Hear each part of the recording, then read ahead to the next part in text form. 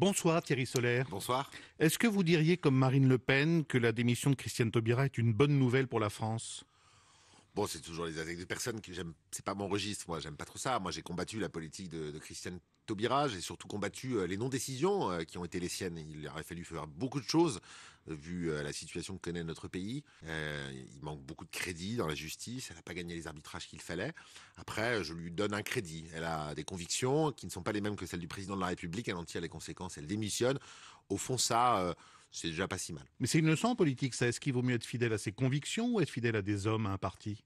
Je pense qu'il faut avant tout être fidèle à des convictions. Et quand on ne partage absolument pas la décision, on en tire les conséquences. On s'en va, et c'est terrible de voir des gens qui restent même quand ils ne pensent plus rien. Et ils viennent en général devant vos micros pour vous dire l'inverse de ce qu'ils pensent, et ça se voit. Le mariage pour tous, que Nicolas Sarkozy et d'autres dirigeants d'ailleurs du Parti Les Républicains se sont engagés à ne pas remettre en cause s'ils reviennent au pouvoir, vous le mettriez à l'actif de Christiane Taubira ou à son passif ? Elle le considère à son actif, c'est d'ailleurs un actif. Non mais vous ? Moi, je pense que c'est aussi la faute de la droite qui aurait dû faire ce qu'elle avait dit en 2007, c'est-à-dire donner les mêmes droits aux couples homosexuels qu'aux couples hétérosexuels. La gauche avait dit qu'elle ferait ce mariage pour tous. Ça a beaucoup divisé la société française. Moi, je participe de ceux qui considèrent qu'on ne reviendra pas sur ce sujet. Il reste un problème majeur, c'est la GPA. Donc je regrette ce qui s'est passé. J'aurais préféré une autre loi. Maintenant, elle a été votée. Et Madame Taubira, c'est, je pense, son actif majeur pour elle, en tout cas par rapport aux électeurs de gauche. Vous connaissez qu'il restera cette réforme Taubira dans la société française ? Tout à fait. Il restera dans le quinquennat de François Hollande la réforme Taubira. Il restera aussi des millions de chômeurs de plus, il restera de l'insécurité, il restera beaucoup de choses qui vont pas. Apparemment, une partie de la droite ne voit pas d'un mauvais œil l'arrivée de Jean-Jacques Urvoas, place Vendôme. Vous en pensez quoi ? J'en fais partie. Je considère que Jean-Jacques Urvoas est quelqu'un de moins idéologue que Madame Taubira, qui se rend compte, il l'a dit d'ailleurs dans son discours aujourd'hui, de la difficulté majeure que connaît notre justice. Je ne sais plus l'expression exacte qu'il a employée, mais elle était assez sévère. La justice en France, elle est en panne. Il suffit de regarder la réalité du monde carcéral. Vous savez, dans les prisons françaises, dans les cellules des djihadistes qui reviennent de Syrie, au lendemain du 13 novembre, on a découvert des téléphones portables avec la 4G.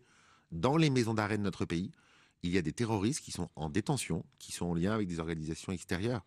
Et tout ça ne fonctionne pas. Il y a donc d'urgence de remettre à plat la politique sécuritaire de notre pays, de voir là où il y a des défaillances et de les combler. Moi, j'attends du président de la République qu'il assure la sécurité des Français et pas qu'il fasse de la communication. Il peut le faire en 15 mois, ça, Jean-Jacques Urvoas, remettre la politique sécuritaire en marche ? C'est toujours quand vous avez un grand chantier, c'est long. Mais tant qu'on ne commencera pas à le faire, il n'y a aucune raison que ça s'améliore. Thierry Solaire, la notion de déchéance de la nationalité pour les binationaux convaincus de terrorisme, dont on parle beaucoup en ce moment, ne sera pas inscrite dans la Constitution, vraisemblablement. C'est ce qu'a dit Manuel Valls, le Premier ministre. Est-ce que ça peut vous inciter à voter la réforme constitutionnelle voulue par le président Hollande ? Alors, sur ce point, moi, je vais être très clair. Ce que j'attends en tant que député, les Républicains, mais député tout court de la nation, c'est que le gouvernement et le président de la République assurent la sécurité des Français. Il nous a dit, le président de la République, qu'il allait inscrire dans la Constitution, ce qui serait un symbole, la déchéance de nationalité pour les binationaux. Je rappelle aux auditeurs d'Europe 1 que cette mesure, elle existe déjà dans la loi. C'est pas nouveau. En général, les gens croient que c'est quelque chose de nouveau que François Hollande veut faire. Non, c'est dans la loi. Il veut le placer dans la Constitution. C'est engagé donc un débat interne à la gauche absolument passionnant sur un plan du droit constitutionnel, de savoir si c'était bien, pas bien, digne, pas digne.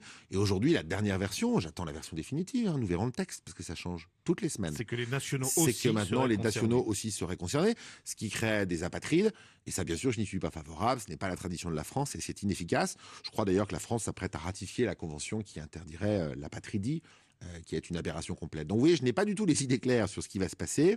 Encore une fois, des actes plutôt que des paroles quand on est gouvernement, c'est, je crois, ce que les Français attendent.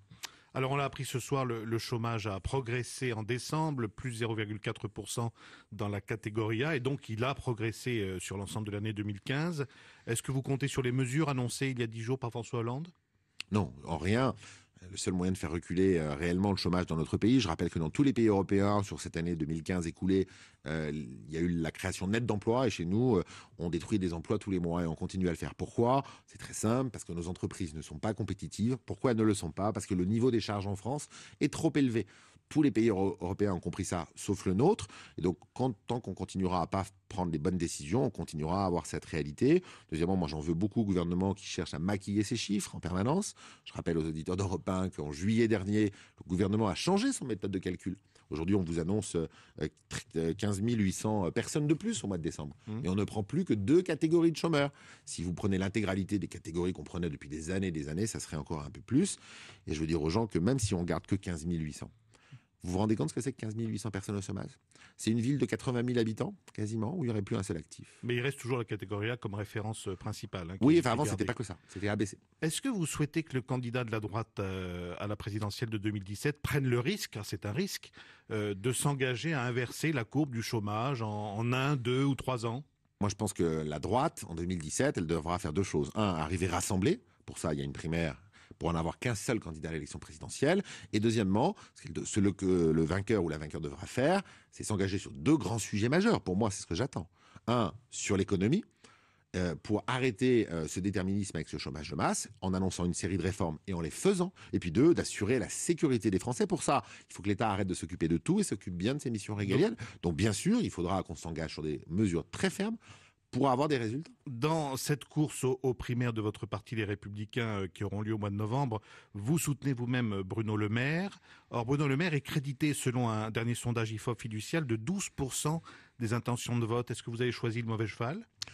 Moi, je suis proche de Bruno Le Maire. Je parrainerai en tant que parlementaire Bruno Le Maire. J'ai été désigné au sein du comité d'organisation où chacun soutient Bruno Le Maire, Alain Juppé, François Fillon, Nicolas Sarkozy et d'autres.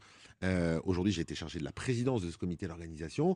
Et donc, je ne vais pas prendre part à la campagne des hommes dans cette affaire. Moi, mon objectif, c'est d'organiser une primaire incontestable dans son organisation et donc incontestée dans son résultat le moment venu. Si j'ai bien rempli déjà cette mission-là, je serai satisfait. D'ailleurs, Nadine Morano vous fait le reproche d'être un peu juge et parti, d'être à la fois l'organisateur et en même temps de vous être prononcé publiquement pour Bruno Le Maire. Alors, je ne peux pas être juge et parti parce que je ne suis pas le juge et c'est fort heureux. On a créé une haute autorité de la primaire qui est justement là, qui est l'autorité organisatrice, qui est composée de professeurs de droit. Je pense à Anne Levade qui en assure la présidence, à Pierre Steinmetz qui est un ancien membre du Conseil constitutionnel. Et c'est eux, cette haute autorité, qui garantissent la sincérité du scrutin, les règles d'équité. Voilà, moi je ne suis que le président du comité d'organisation, je suis un homme politique. Et un homme politique qui vous dit qu'il n'a pas de préférence, c'est qui vous ment. Je vous remercie Thierry Solère d'être passé dans Europe Nuit. Merci beaucoup.